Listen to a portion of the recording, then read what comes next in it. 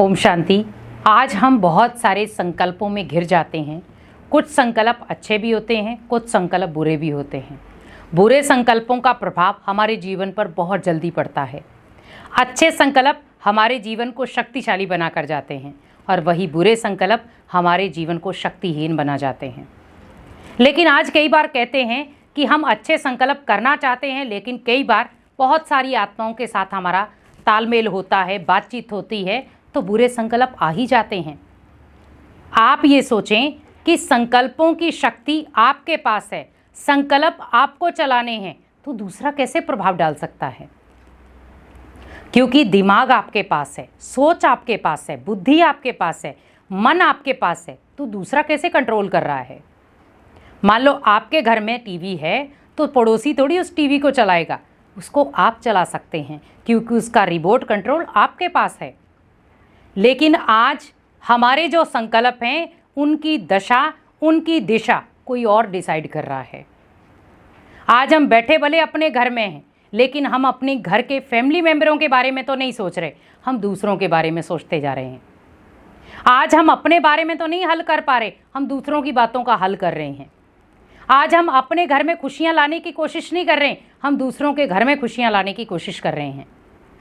हम भले घर में बैठे हैं, लेकिन घर के सारे सदस्यों से बिल्कुल भिन्न हैं। कई बार घर के सदस्य कह भी देते हैं कि ये हमारे घर में होते हुए भी नहीं है। क्यों? क्योंकि आजकल की हमारी जो दिनचर्या है वो बहुत कठोर बन गई है। हमारे को फर्क ही नहीं पड़ता कि हमारी फैमिली हमारे से दूर जा रही है, हमारे घर परिवार वाले हमारे से दूर जा रहे हैं, और अंदर ही अंदर मैं अकेला महसूस कर रहा हूं। जब हम कई बार अपने मन की बातें या संकल्प हम किसी के साथ शेयर करते हैं, तो सीधा आपको क्या मिलता है? कि आप कभी हमारे साथ बैठे हैं? कभी आपने हमारे साथ बातचीत की है? कभी अपने दुख को हमारे साथ शेयर किया है? आप तो कभी बोलते ही नहीं है। उस समय उस व्यक्ति को रियलाइज होता है कि हाँ, मैं अकेला जो सोच रहा था, अगर मैं अपने परिवार का सहारा लेता तो शायद मैं दुख दर्द में ना आता। क्योंकि बुरे संकल्पों का प्रभाव आपको अंदर ही अंदर कमजोर करके चला जाएगा, आपको अंदर ही अंदर शक्तिहीन करके चला जाएगा, आपको अंदर ही अंदर आपकी बुद्धि की शक्ति को नष्ट कर जाएगा, जिसको हम कई बार कहते हैं बुद्धि की स्मरण शक्ति। स्मरण शक्ति मीन्स याददाश्त की शक्ति। कई बार आपने देखा होगा, जब आपके मन के अंदर बहुत सारे नेगेटिव विचार चल रहे होते हैं, आपकी जो सोचने और समझने की शक्ति है वो कमज़ोर हो जाती है, आपकी जो याददाश्त है वो कमज़ोर हो जाती है। जितना आप लोगों के बारे में बुरा सोचेंगे, आपकी याददाश्त उतनी कमज़ोर होती जाएगी, ये गारंटी है। और आप फील करना कि आप जितना दूसरों के लिए नेगेटिव सोच रहे हैं, आपकी याददाश्त उतनी कमज़ोर होगी।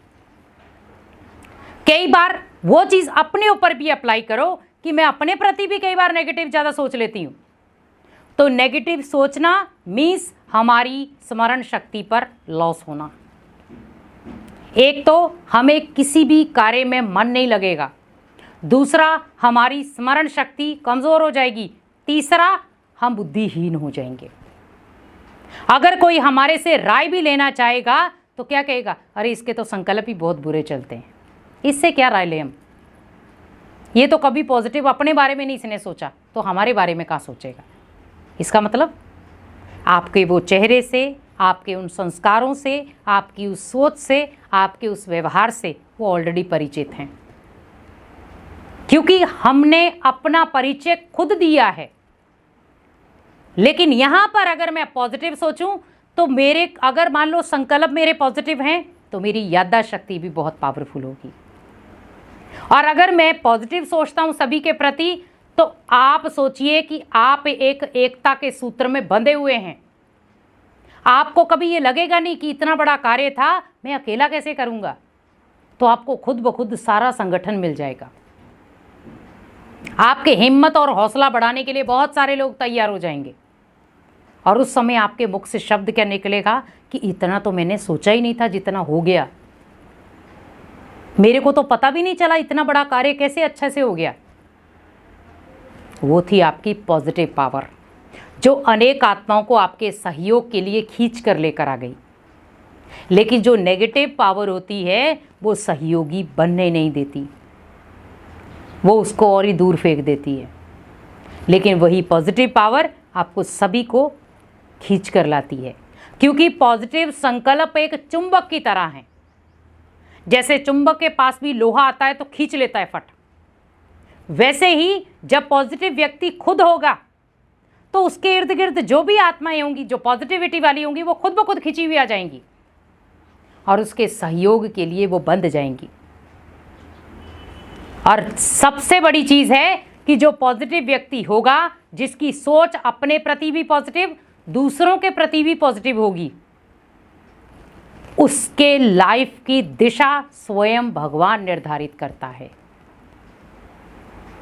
वो जो अपने जीवन के डिसीजन लेता है वो सब भले गलत भी होगा तो भी उसको भगवान राइट करके भेजेगा, क्योंकि पॉजिटिव शक्ति, पॉजिटिव संकल्पों की शक्ति बहुत पावरफुल होती है। क्योंकि आज हम सोचते हैं कि हमें पॉजिटिव माहौल मिले, पॉजिटिव वातावरण मिले, पॉजिटिव घर परिवार वाले मिले, पॉजिटिव मेंबर मिले, लेकिन हमेशा याद रखें उनको पॉजिटिव करने से पहले हमें खुद पॉजिटिव होना पड़ेगा। और जब हम खुद पॉजिटिव हैं, हमारी सोच पॉजिटिव है, हमारे थॉट्स पॉजिटिव हैं, तो ऑटोमेटिकली वायुमंडल भी पॉजिटिव बन जाएगा, वाइब्रेशन पॉजिटिव बन जाएंगे, घर के सदस्य पॉजिटिव बन जाएंगे। आपको कुछ करने की ज़रूरत नहीं पड़ेगी। जैसे घर में कोई एक सदस्य भी खुशनुमा रहता है ना, तो ऑटोमेटिकली वो सारे सदस्यों को खुश करता रहता है। उसे ये नहीं होता कि कोई आएगा हमारे घर में खुशियाँ बांटेगा, नहीं। और अगर बाई चांस वो व्यक्ति कहीं बाहर चला गया तो क्या कहते हैं, अरे वो चला गया ना, आज हमारे घर में बिल्कुल सुनसान हो गया है। नहीं तो वो कोई ना कोई खुशियाँ देता रहता है, कोई ना कोई खुश करता ही रहता है। तो आप सोचो उस समय हमें वैल्यू पता चलती उस व्यक्ति की, कि वो जब हमारे घर में था तो खुशियाँ ही खुशियाँ दे रहा था, हमारे घर से चला गया तो एकदम से मायूसी छा गई। तो उस व्यक्ति का कितना महत्व हो गया आपके घर में।